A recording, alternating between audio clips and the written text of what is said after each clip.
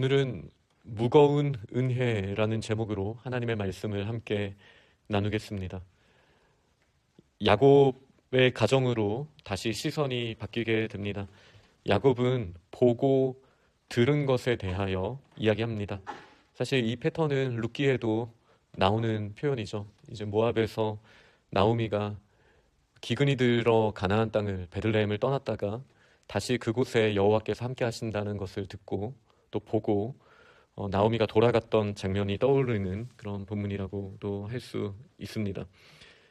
야곱이 아들들에게 애굽에 곡식이 있으니 그리로 가서 곡물을 사오라.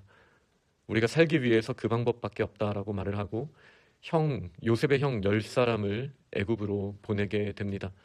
4절은 그 이유를 분명하게 이야기합니다.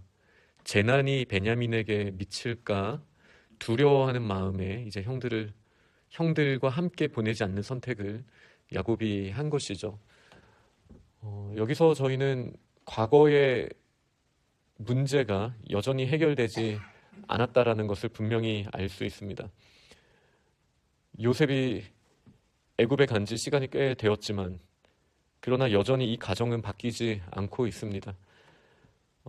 아내를 편애했던 야곱이 그 아내의 자녀를 편애하는 모습은 사랑하는 요셉을 잃고 나서 더 심해지면 심해졌지 좋아진 것은 아닙니다.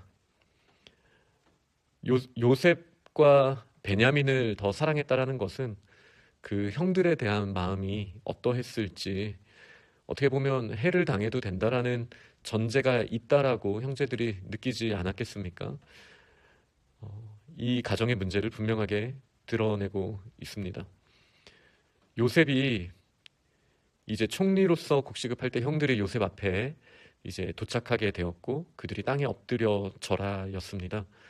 이 모습을 보고 요셉은 꿈꿨던 과거의 모습, 하나님께서 그에게 보여주셨던 장면이 떠오르게 되었습니다. 사실 그 꿈에서부터 시작해서 모든 문제가 꼬이게 된 것처럼 느껴졌을 수 있죠. 해와 달과 별들이 요셉에게 절하였던 그 모습, 이 해와 달은 부모님을 대표했던 것이고 별들은 형들을 드러냈던 것이잖아요.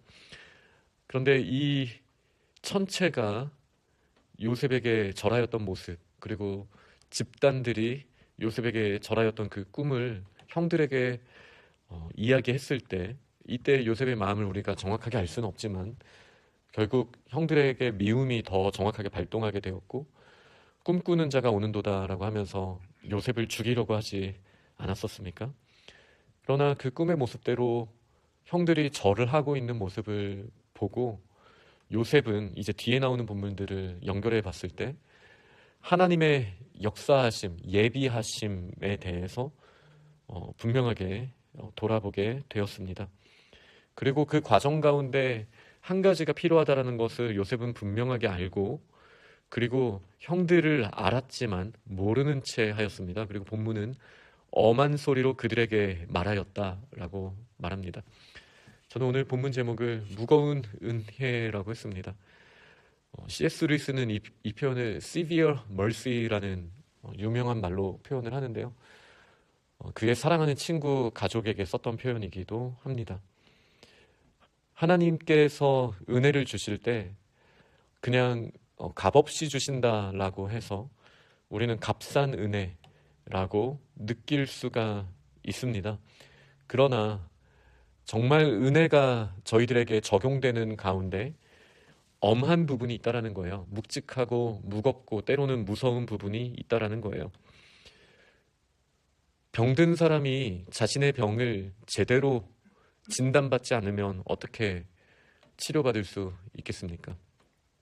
마찬가지로 죄인이 자신의 죄에 대해서 무거운 인지가 없다라면 회개하고 용서받을 방법이 없는 것이죠.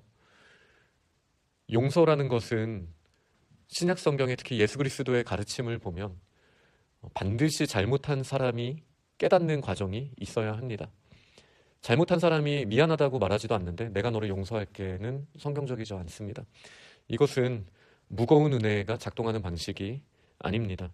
저희는 여전히 문제가 있는 것을 봅니다. 야곱에게서는 그의 기본적인 태도에 문제가 있다는 게 본문에 드러났고요. 형제들에게는 요셉과의 대화에 있어서 다 진솔하게 이야기하고 있잖아요. 하나가 없어졌다라는 과거의 그들의 영린이라고 할 수 있는 부분까지도 일단 감추지 않고 드러내고 있습니다.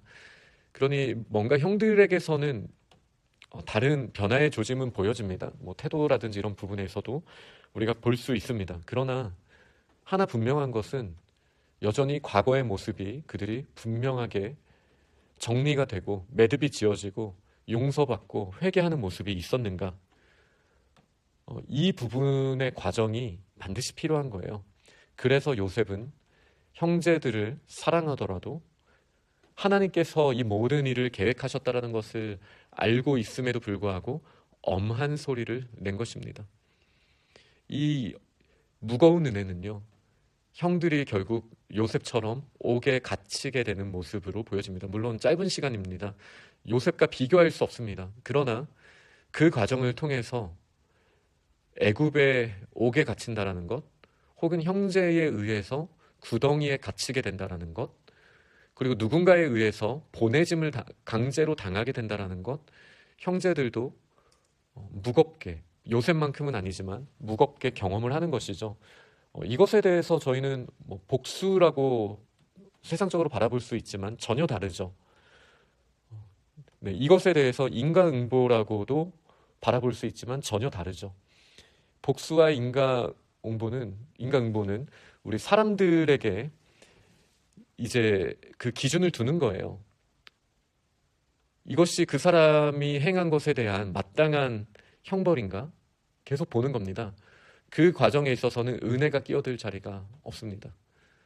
그래서 지금 이 모습은 복수라든지 아니면 형들이 잘못에 따라서 마땅히 이렇게 찾아온 처벌 정도로 생각해서는 안 될 것입니다.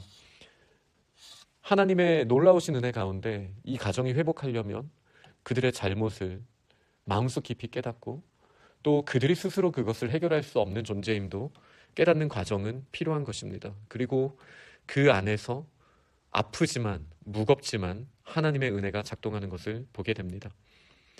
결국 야곱은 그가 끝까지 붙들었던 그것까지 놓는 무거운 은혜를 하나님이 경험하게 하셨습니다.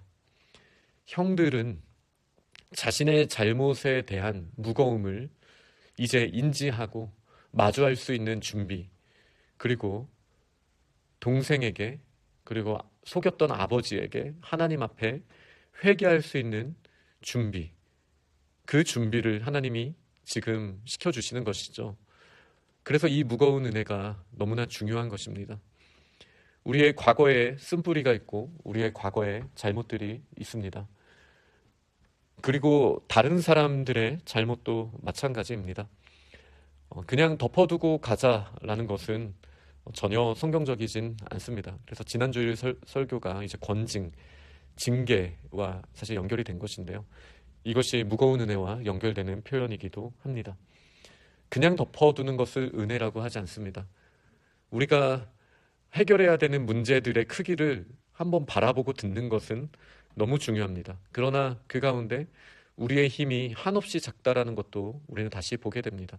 그 가운데 예수 그리스도의 능력으로 말미암아 이 모든 대가를 지불하시고 해결하시는 그 은혜를 저희가 봐야만 우리는 하나님 나라의 역사를 더 제대로 볼 수 있게 되는 것이죠.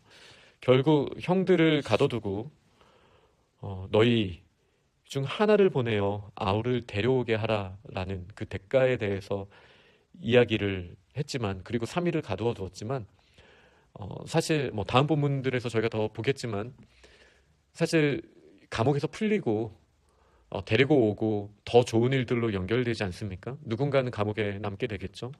그리고 이 누군가를 통해서 우리 대신에 속량하신 예수 그리스도를 또 바라보게 되는 것입니다. 말씀을 맺도록 하겠습니다. 우리는 하나님의 크심을 찬양하고 하나님의 놀라우신 은혜를 강조합니다. 그리고 그래야만 합니다. 그러나 그 가운데 이 묵직한 하나님의 은혜의 크기를 생각하기 위해서 반드시 필요한 것은 우리가 과거를 그냥 덮어두는 것이 아니라 과거의 아픔, 그 잘못의 무게를 깨닫게 하실 때 우리에게 때로는 아프고 무거운 마음이 들 수 있다는 것을 솔직하게 인정하는 과정이 반드시 필요합니다. 이것이 회개의 앞단계이기 때문입니다. 그리고 이 무거운 은혜 가운데 하나님의 크신 더 무거운 베푸신 사랑의 크기를 우리는 기억해야 합니다. 그리고 하나님 앞에서 참된 회복, 그 과정 가운데 놀랍게 베풀어 주시는 그 은혜의 크기를 경험하고 우리에게 맡겨주신 관계와 또 모든 상황 가운데 하나님이 주신 사명을 감당하는 자리에 나아가게 되는 저희가 될 줄 믿습니다. 그렇게 믿음으로 승리하는 오늘 하루가 되기를 간절히 축원합니다. 아멘.